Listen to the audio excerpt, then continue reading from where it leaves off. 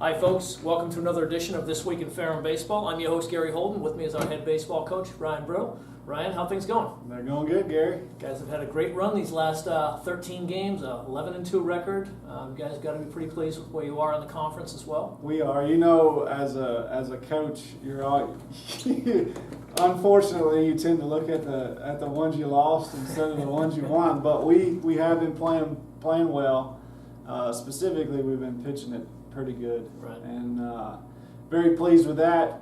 Pleased with the effort of our guys. We don't always play perfect baseball, but we do always play hard. So I'm very pleased with that. And your pitching's doing well, not just with the weekend series with your starting rotation, but you've got the midweek games that are going really well for you as well. We won both midweek games this past week. One against Lynchburg. Matt Wilder pitched 5 or 6 innings, I believe, and got a win. His first win here at Ferrum College. And then Brandon Turner started our game against Guilford, pitched 4 innings, kept us in the game, and our bullpen's been very good throughout the year. And we ended up coming back from behind against Guilford. I think we were down 5-3. Scored a run in 5th or 6th inning to make it 5-4, and then we had a big, I believe 7th inning to Scored go up. 4 more runs there. Yep. Went up 8 or 9-5, something like that, and we had a big 3-run home run from Anderson Ramos, who's our center fielder, and we had a huge hit from Lane Deaver, and a sac fly from Ty Comer. Ty Comer's sac fly tied the game, and Lane Deaver's hit put us up by 1, and then Anderson came up and hit the 3-run home run to kind of put it to bed. But second homer of the year for him. Yeah, second homer of the year, and we've kind of we felt like our offense was going to have a little bit more. We were going to be a little bit more dangerous, and that's come to fruition. We've got several guys that have a home run or 2. And we feel like top to bottom we're pretty solid in the lineup. We do strike out a lot, which I'd like to cut down on a few of those, but as long as we're running balls in the gaps and getting extra base hits, you can kind of deal with the strikeouts sometimes. Sure. And you're hitting a little bit more for power this year, it seems like. Last year at this point in time only had a couple home runs. You've got 10 so far this year. You've only allowed 5. Are you pretty pleased with your... I am. We talked about the other day as a coaching staff, and I can remember my first year, 2.5 years ago, 3 years ago, we hit 1 home run the entire fall. Batting practice, inter-squad games, the whole deal. And when we hit it, all the guys in the team looked and watched and started cheering and all that kind of stuff. And now we'll run a few balls out of the yard almost every day in batting practice, and it's kind of become the norm again. Sure. It was before, way back when Patrick Daly was running the balls out of the yard every day. Yeah. And he ran a lot of them his senior year, 25, I think it was. He did, 24. I think his senior year. And funny I mentioned that name because when we were on our way down to Peace to play our weekend series this past weekend, we stopped in Danville and had lunch at a Chick-fil-A, and I texted him, he and I stay in touch all the time, so I texted him, I said, why don't you stop by here and say hello to the team? So he stopped in, we ate lunch together, and then afterwards, before we got on the bus to go to Raleigh, he addressed the team and had some great things to say. That's great. It was good for our guys. Yeah, it really is. When they see a guy, they see his jersey number out there. He's an All-American, almost won the Triple Crown his senior year, and it's always nice to put a name and a face like that. So absolutely. That's great. Well, let's talk a little bit about what we got coming up this week. You've got number 8, Frostburg State is coming in here tomorrow. Today's the 16th. Tomorrow, the 17th, they're coming in here.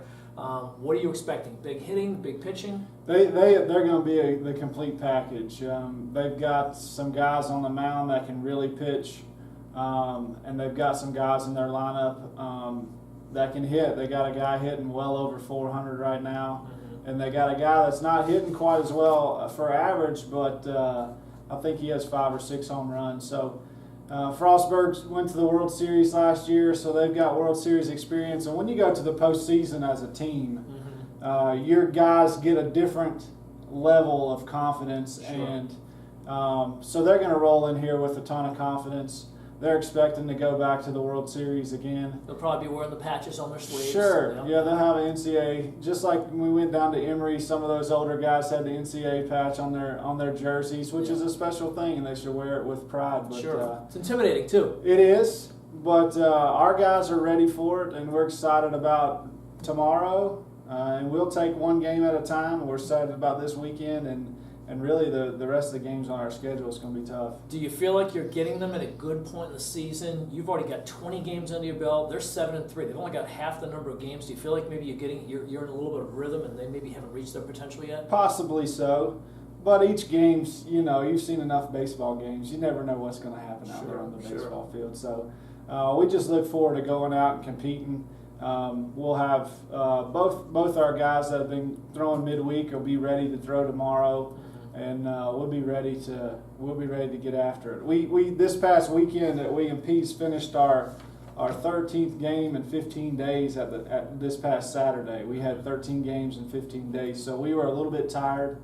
We took Sunday off and Monday off, so we're rejuvenated a little bit.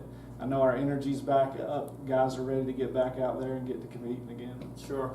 Talk about a little bit about that experience for the guys as well, going down to William Peace. They got to play at the USA Baseball National Training Center. That had to be pretty nice for those guys. It's an unbelievable facility. They have 4 fields down there.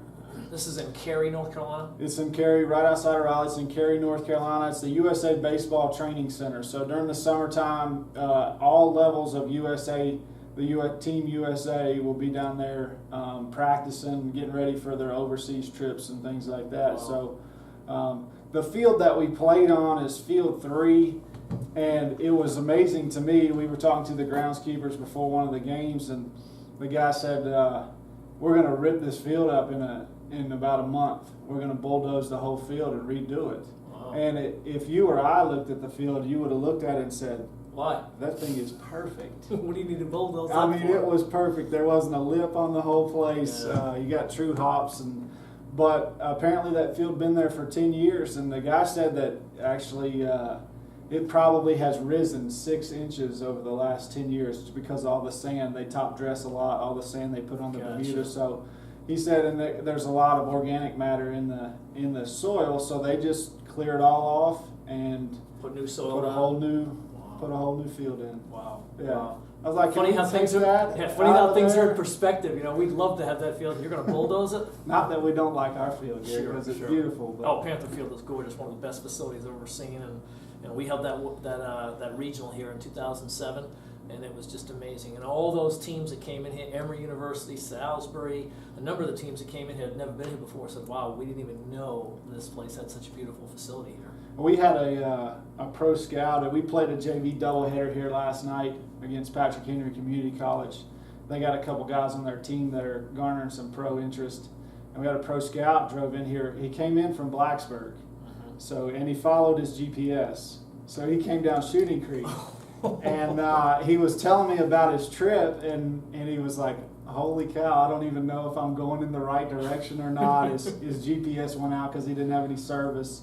And then he got here and he goes, "Oh my goodness, look at this place. This is unbelievable." Yeah, and I said, "You do realize that probably the best left-handed reliever to ever play baseball played right here on this field?" And he looked at me kind of funny. I said, "Billy Wagner played at Ferrum College." He goes, "You're kidding me."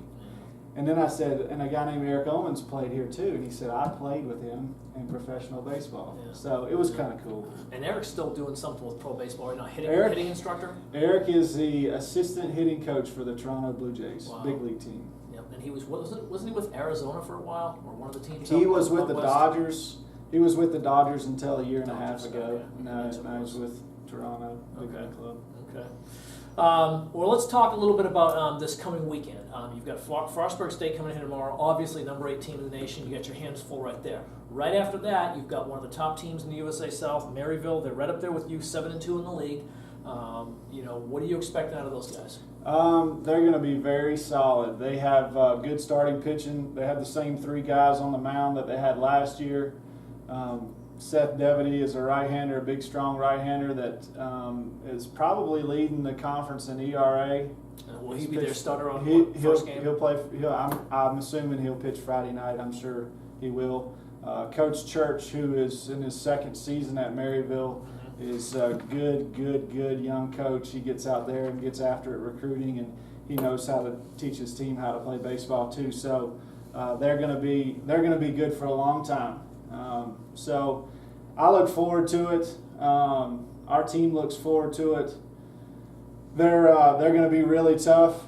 We're going to be tough as well and ready to go. Our pitching staff's primed and ready to go. So it'll be a hard-fought series. It'll be one of those series where you'll look. Hopefully, we'll all make it to the conference tournament, and it'll come down to conference tournament time where you probably face Maryville again and see if you can get it done in the tournament. Now, the weather has played a little bit of a factor, or we're anticipating it. Initially, it was set for 2 games on Saturday starting at 1, and then 1 game on Sunday starting at 1. It's been bumped up to, the Sunday game has been pushed up to Friday at 3, single game, and then we're still going to do the 2 games on Saturday. We're bumping that up to noon, is that correct? Noon. Okay. As of right now, that's what we're going to do.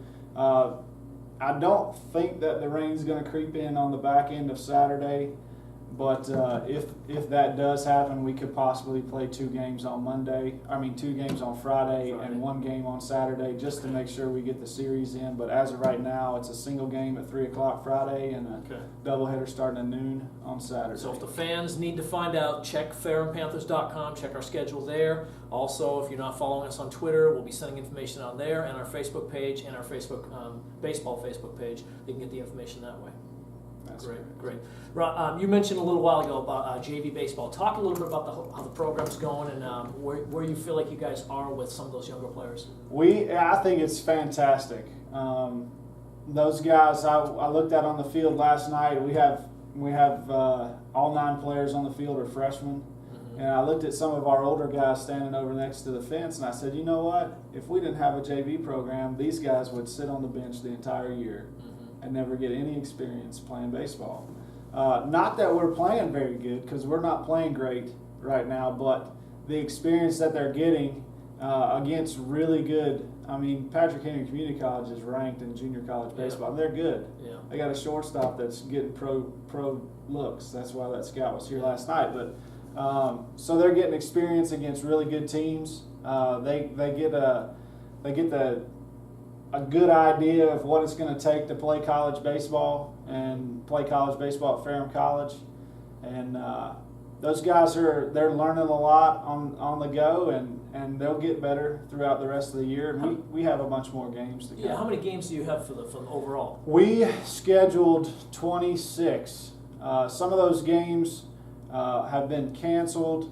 There'll probably be opportunities to add a couple more games on as we go. We'll get phone calls from the junior colleges in the area if they get rainouts and things like that. They want to make those games up, so we'll have an opportunity to probably add some more on. But if we play 20 games, that'd be a fantastic season for That's those half guys. of a normal baseball season. Absolutely. Instead of sitting in the dugout and not playing, you get a chance to play half a baseball I season. keep telling those guys, my freshman year, I got probably 15 or 20 at-bats. They've already got more than I had my entire freshman year. Wow, that's great. And they still probably have 14 or 15 games left to play. Sure. So, and some of those guys, Lucas Stevers, who played third and first base for the JV club last night, he'll probably, if we face right-handed pitching this weekend, he'll be in the lineup for us. And as he's a played DH. for you already. He's leading us in hitting 500. Got 10 hits, swinging the bat well. So it's not like, those guys are on the JV team and that's all they do. Those guys they know they have an opportunity because they play with guys on the JV club that play in varsity ball games. And if somebody develops themselves quickly enough, they could find themselves stuck in the varsity lineup and get playing time. And we all know, nobody ever wants to talk about injuries, but we all know injuries are part of sports. And when someone goes down, you got to have those guys ready to go afterwards. We've already had 2 season-ending injuries. And and that's why Lucas Stevers is our DH right now. He was brought up into a jersey and everything. That's great.